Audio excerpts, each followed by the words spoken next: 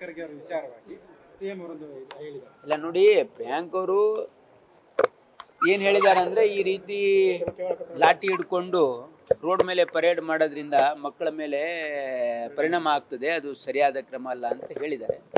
ಅದಕ್ಕೆ ಮಾನ್ಯ ಮುಖ್ಯಮಂತ್ರಿಗಳು ಅದು ತಮಿಳುನಾಡು ಮಾದರಿಯಲ್ಲಿ ಯಾವ ರೀತಿ ಅದನ್ನು ನಿರ್ವಹಣೆ ಮಾಡ್ತಾರೆ, ಯಾಕಂದರೆ ಪಬ್ಲಿಕ್ ಪ್ಲೇಸಸ್ಸಲ್ಲಿ ಈ ರೀತಿ ಮಾಡಿದರೆ ಮಕ್ಕಳ ಮಾನಸಿಕತೆ ಮೇಲೆ ಪರಿಣಾಮ ಆಗ್ತದೆ ಅಂತಕ್ಕಂಥದ್ದು ಹೇಳಿದ್ದಾರೆ. ಅದ್ರ ಬಗ್ಗೆ ಪರಿಶೀಲನೆ ಮಾಡಲಿಕ್ಕೆ ಮಾನ್ಯ ಮುಖ್ಯಮಂತ್ರಿಗಳು ಚೀಫ್ ಸೆಕ್ರೆಟರಿಗೆ ರೆಫರ್ ಮಾಡಿದ್ದಾರೆ, ಅಷ್ಟೇ. ಅದು ನೋಡಿ, ಅವರು ಪ್ರಿಯಾಂಕ್ ಅವರು RSS ಬ್ಯಾನ್ ಮಾಡಬೇಕು ಅಂತ ಹೇಳಿಲ್ಲ ಅಂತ ಅವರೇ ಕ್ಲಾರಿಫೈ ಮಾಡಿದ್ದಾರೆ.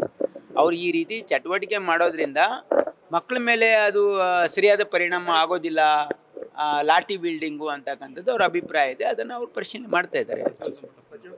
ಸಚಿವ ಸಂಪುಟದ ಬಗ್ಗೆ ನೋಡಿ, ಸಚಿವ ಸಂಪುಟ ಪುನರ್ರಚನೆ ಮಾನ್ಯ ಮುಖ್ಯಮಂತ್ರಿಗಳಿಗೆ ವಿವೇಚನೆಗೆ ಬಿಟ್ಟಿರ್ತಕ್ಕಂಥದ್ದು.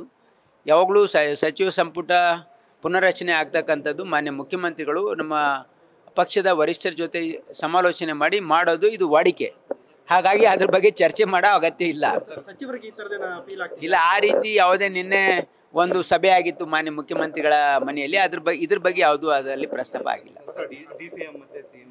ಅದೇನು ಇದೆಲ್ಲ ಮಾಧ್ಯಮದ ಸೃಷ್ಟಿ ಇದು.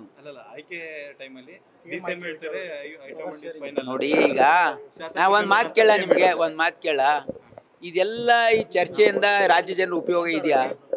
ಮತ್ತು ಯಾಕೆ why are we discussing this? ನೋಡಿ, ಇಲ್ಲಿ ಕೇಳಿ, ಅದೇ ನೀವು ಹೇಳ್ತಕ್ಕಂಥ ನವೆಂಬರ್ ಕ್ರಾಂತಿ ಇರ್ಬೋದು, ಇದು CM ಬದಲಾವಣೆ, ಇವೆಲ್ಲದ್ರಲ್ಲಿಂದ it is not in public interest. ಇದರಿಂದ ಯಾರಿಗೂ ಒಂದು ನಯಾ ಪೈಸೆ ಉಪಯೋಗ ಇಲ್ಲ. ನಾವು ಮಾಡ್ತಕ್ಕಂಥ ಪ್ರತಿಯೊಂದು ಕೆಲಸ ಸಾರ್ವಜನಿಕ ಹಿತಾಸಕ್ತಿಯಿಂದ ಇರಬೇಕು, ಆಡ್ತಕ್ಕಂಥ ಪ್ರತಿಯೊಂದು ಮಾತು ಸಾರ್ವಜನಿಕ ಹಿತಾಸಕ್ತಿಯಿಂದ ಇರಬೇಕು. ಇದರಲ್ಲಿ ಯಾವುದೂ ಜನ ಹಿತಾಸಕ್ತಿ ಇಲ್ಲ. ಹಾಗಾಗಿ ಆ ಚರ್ಚೆ ಮಾಡೋದ್ರಿಂದ ಉಪಯೋಗ ಇಲ್ಲ. ಅದಕ್ಕೆ ಡೋಂಟ್ ವಾಂಟ್ ಟು ಡಿಸ್ಕಸ್.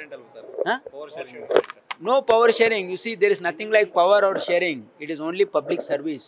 ನಾವು ಎಲ್ಲ ಜನಪ್ರತಿನಿಧಿಗಳು MLA MP ಮಿನಿಸ್ಟರ್ ಆಗೋದು ಜನಸೇವೆಗೋಸ್ಕರ. ಇಲ್ಲಿ ಮಾಲೀಕರು ನಾವಲ್ಲ, ಮಾಲೀಕರು ಜನರು.